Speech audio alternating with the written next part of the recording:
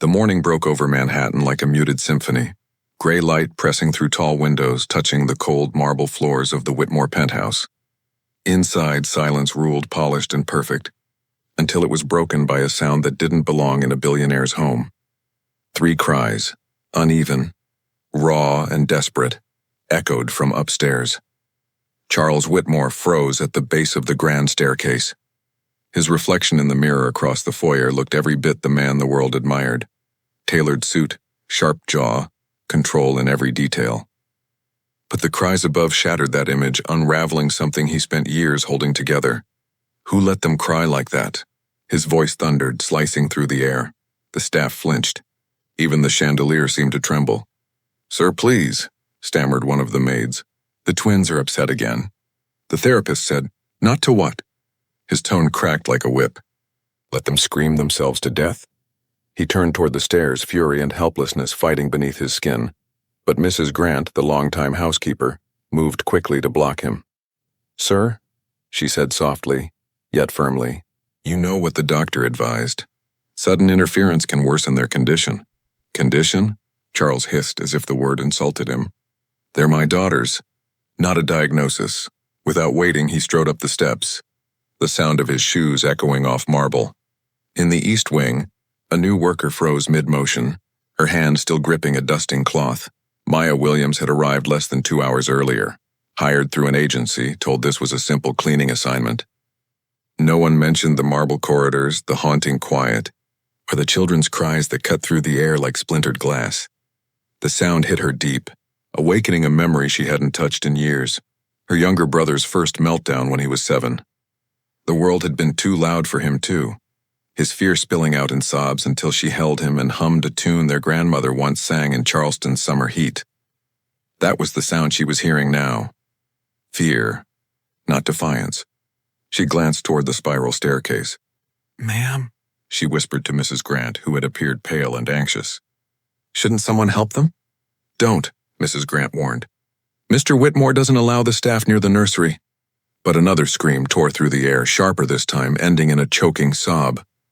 Maya didn't think. She moved. "Maya." The housekeeper called, but the young woman was already climbing the stairs. At the top, the hallway stretched long and gleaming, lined with photographs, a man, a woman, and 3 newborns wrapped in hospital blankets. The woman's eyes in the photo were kind, soft, alive. The next cry guided her to a white double door. It was ajar. Inside, chaos reigned. Toys scattered, blankets thrown, a chair overturned. 3 little girls huddled in separate corners. 2 identical twins with curls damp from tears, and a smaller one rocking back and forth, her tiny hands pressed against her ears. Maya's chest tightened. She knelt slowly, her voice quiet, gentle. Hey, it's okay," she whispered. "You're safe. Nobody's mad." Her voice quivered at first, but she steadied it. "Hush now. Hush now, little one." And then she sang. The lullaby rose softly, old, southern, simple. The kind of melody that didn't need words to heal. The notes floated through the air like warmth against cold glass. The smallest girl slowed her rocking. One of the twins stopped crying altogether, gazing through tear-smeared lashes. The other inched forward, resting her head lightly on Maya's knee. "That's right," Maya murmured, her hand trembling as she brushed a strand of hair from the child's face. "You're safe." A floorboard creaked behind her. Maya turned and froze. Charles Whitmore stood in the doorway. The towering man looked nothing like the glossy magazine covers. His jaw was tight, but his eyes, once cold steel, now flickered with something raw. He stepped forward slowly, as though afraid a breath might break the moment. How did you do that?" he asked, his voice low. "I just sang," Maya said softly. He blinked. "They never let anyone near them." "Children feel what adults hide," she replied. "Maybe they just needed someone who wasn't afraid of them." He stared at her for a long time. The stillness between them pulsed with disbelief and something else. Recognition. "What's your name?" he finally asked. "Maya Williams, sir." "How long have you been with the agency?" "Just a week." He nodded slowly, eyes never leaving the girls. "I want you to stay," Maya blinked. "Sir?" "As their caregiver. Whatever you make, I'll triple it." I'm not qualified, she said quickly. I'm just a cleaner. You're the first person to make them stop crying in 5 years, he said, voice rough. That qualifies you. She hesitated, glancing at the sleeping girls. These kids don't need another employee, sir. They need time, presence. You think I haven't tried? His tone cracked, brittle with exhaustion. Therapists, specialists, every program money could buy, and nothing. Maya looked at him, really looked. Beneath the billionaire's posture was a man hollowed by grief. Sometimes it's not about fixing, she said gently. It's about listening. He said nothing, only turned and left. Later, as Maya walked down the marble hallway, Mrs. Grant caught up to her. You'd better leave before he changes his mind. Maya nodded, though her gaze lingered on the girls asleep in the soft light. One of them stirred and whispered something that sounded like Mama. It followed Maya all the way out of the mansion, down to the street where New York's noise swallowed her again. But that night she couldn't sleep. The sound of those small voices haunted her, the fragile calm she'd left behind. By morning her phone buzzed. A text, Whitmore Estate. Please return. Urgent. She hesitated. Her chest tightened. Then she went. The elevator doors opened to the same marble floors. Mrs. Grant was waiting. He's expecting you, she said. Expecting me? I was only here to clean. Not anymore, Mrs. Grant said softly. Upstairs, Charles stood by the nursery door. He wasn't in a suit this time. Just a sweater, sleeves rolled, exhaustion softening his sharpness. You came, he said. I didn't think I had a choice, she replied. Your text sounded like an order. He almost smiled. Then take it as one. He gestured toward the playroom. They've been asking for you. Asking? Not with words, he said. But when anyone else goes near them, they cry again. Maya stepped inside. The girls looked up. Recognition flickered. The youngest crawled toward her, arms open. Hey, sweetheart, Maya whispered, kneeling. You remember me? The little girl pressed her head against Maya's shoulder. Charles exhaled softly behind her. That's why I want you here, he said. Maya turned. You don't need a maid, Mr. Whitmore. You need to be with them. He looked away. I'm not good at that. I can build companies. I can negotiate billion-dollar contracts, but I can't even hold my own children. You're not broken, she said quietly. You're scared. Fear is just grief that forgot how to speak. He froze, the truth hitting too close. You sound like my wife used to. Maya didn't answer. He sighed. Stay 1 week. Help them adjust. I'll pay whatever you want. It's not about money, she murmured. Then do it for them, he said. Please. The word please did not belong easily in his mouth. That alone made her agree. 1 week, she said finally. That night, Maya unpacked her small bag in a guest room at the end of the hall. Outside, the city glittered with restless light. She sat on the edge of the bed and whispered a prayer she hadn't said in years. If I'm meant to stay, let me help them heal. When she checked the nursery, the girls were already asleep, 3 fragile souls who had once known laughter. Charles appeared quietly at the door, watching as Maya tucked a blanket around one of them. They never let anyone touch them, he said.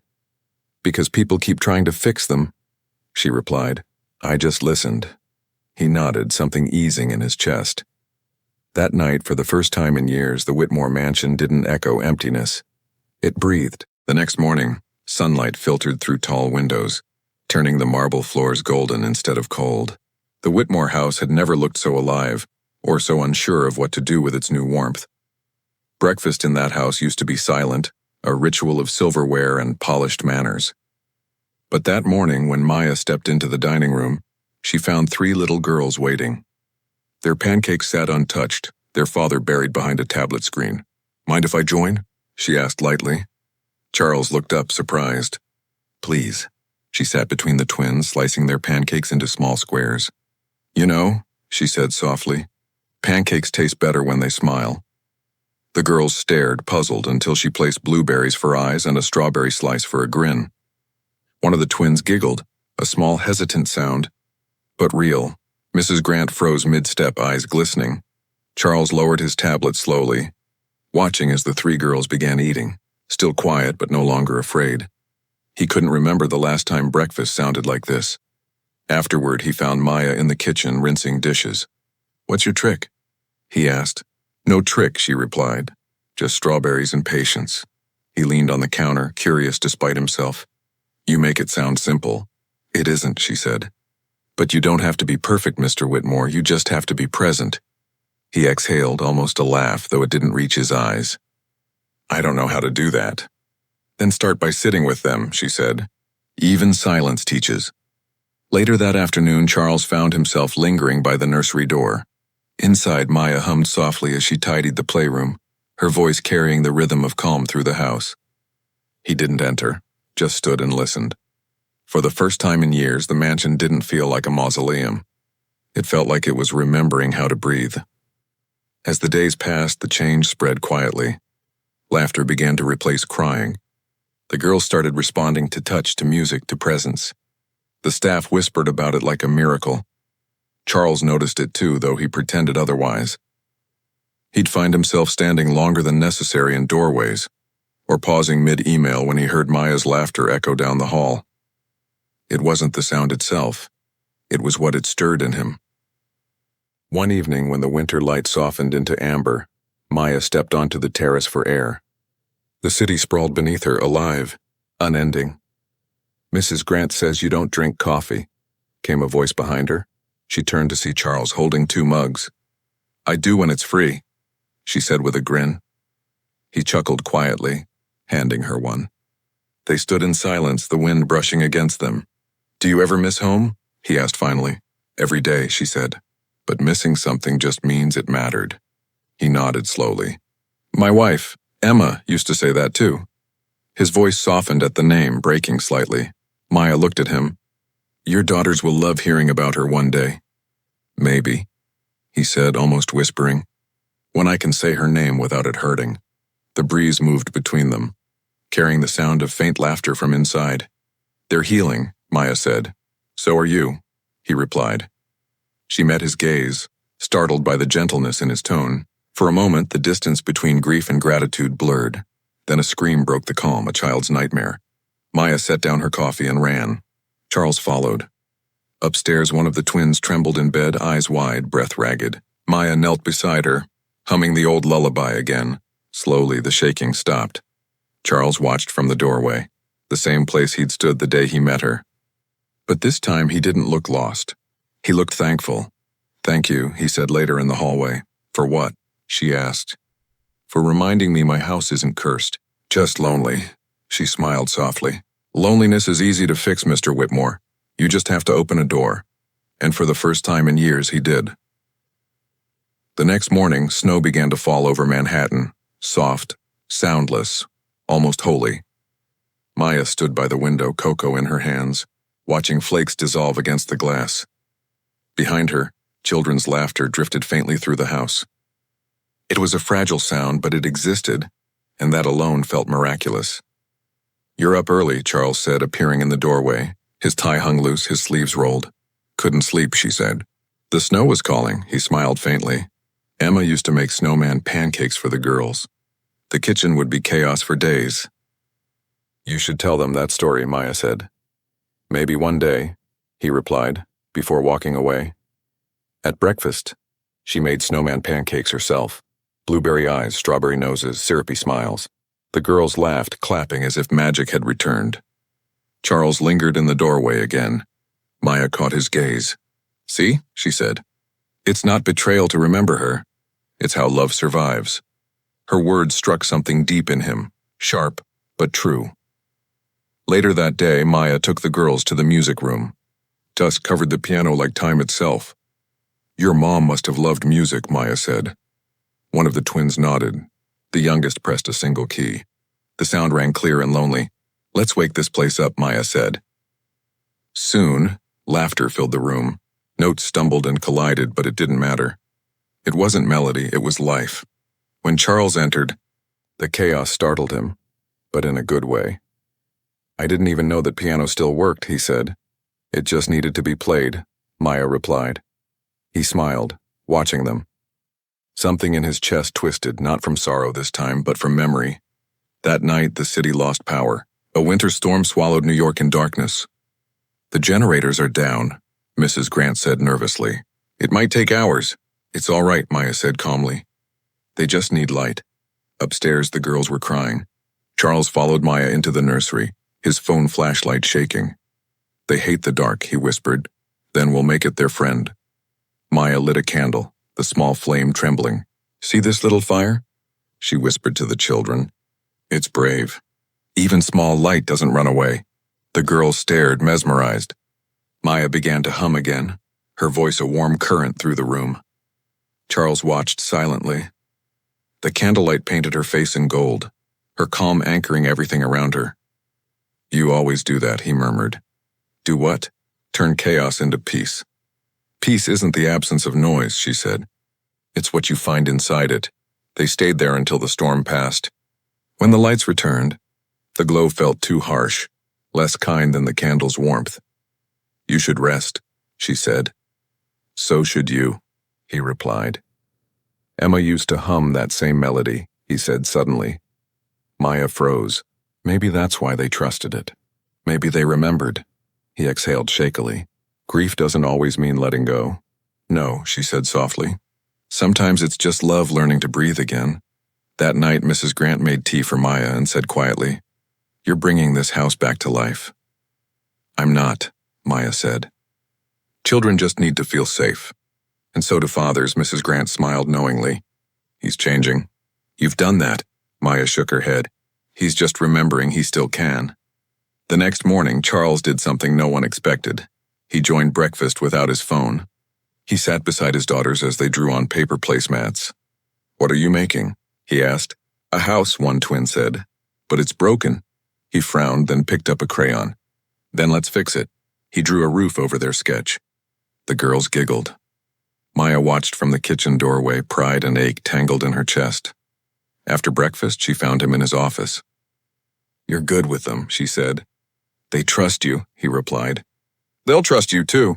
You just have to let them see you fail sometimes.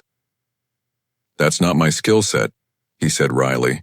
It's every parent's, she said with a small smile. He looked at her then, really looked, and said, You're not afraid to speak your mind. I'm not afraid to be honest, she replied. Honesty gets people fired around here. Then I'll clean somewhere else, she said lightly. For the first time, he laughed, a real laugh, unguarded.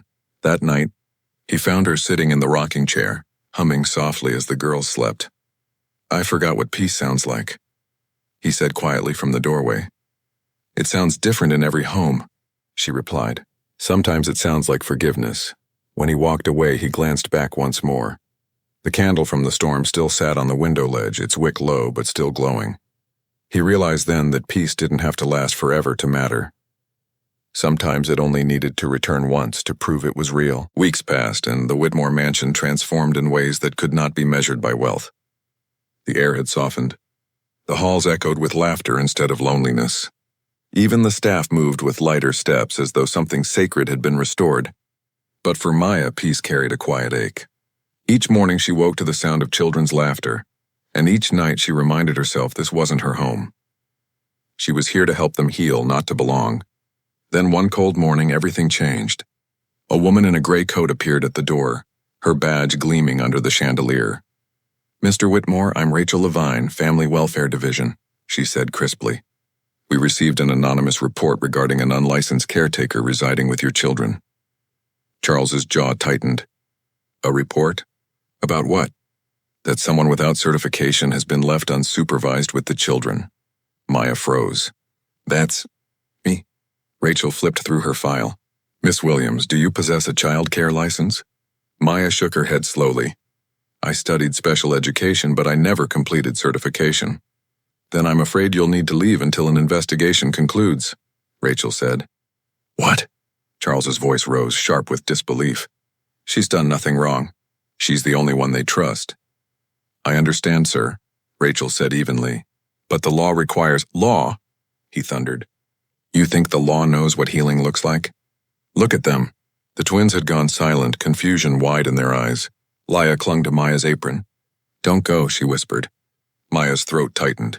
She knelt beside the child, forcing a calm smile. It's okay, sweetheart. I'll just be gone a little while. But the child began to cry, and soon all three were sobbing. Charles turned to Rachel, desperation cracking his voice. Do you hear them? You take her away and you'll break them again. Rachel hesitated. I'm sorry, sir. It's procedure. Maya stood, tears glistening in her eyes. It's all right. I'll go. Charles turned on her. You're not just walking out. You can't fight this now, she said softly. It'll make it harder for you. For them. I don't care. But I do, she said, voice trembling. Promise me you'll keep their world steady. That's all that matters, he said nothing. His hands were fists at his sides, helpless. As the elevator doors opened, Maya turned one last time. Goodbye, Mr. Whitmore. He stepped forward, his voice breaking. Don't call me that. Their eyes met, everything unsaid hanging heavy between them. Goodbye, Charles, she whispered. The door slid shut, cutting the world in half. For the first time in months, the house fell silent again. That night, the children refused dinner. Laya sat by the window, whispering Maya's name into the dark. Charles paced his study, rage and grief clawing at him. He called lawyers, contacts, anyone who could help. But bureaucracy moved slower than heartbreak. Near midnight, a text arrived from an unknown number. I told you rich men ruin everything. No name. But Charles knew it was Marcus, Maya's brother. The next morning, Charles didn't go to work. He sat at the kitchen table, untouched coffee going cold. Mrs. Grant entered quietly. The girls keep asking for her, she said softly. So am I, he murmured. By afternoon, he found her. She was sitting on a park bench in Harlem, wrapped in her beige coat, watching snow fall through the trees. I figured you'd find me, she said without turning. They're miserable without you, he said. So am I, she looked down. You can't say that. Why not? It's true. Because truth doesn't change what we are, she said gently. I'm your employee. You're a man who finally remembered what love looks like. I didn't need reminding, he said fiercely. I needed you. She turned to him, eyes full of quiet pain. You don't need me to save you, Charles. You needed someone to show you were never broken. And what if I don't want saving? He said, what if I just want you? She stood, pulling her scarf tighter. You don't want me. You want what I made you feel. But feelings fade. The work doesn't. Then stay, he pleaded. Help me do the work. If I stay, she whispered, you'll start to see me as someone I'm not. And I'll forget who I am. He swallowed hard. You told me grief teaches you to breathe again. Maybe this is how. She turned away, her boots crunching in the snow. He didn't follow. He just watched her disappear into white.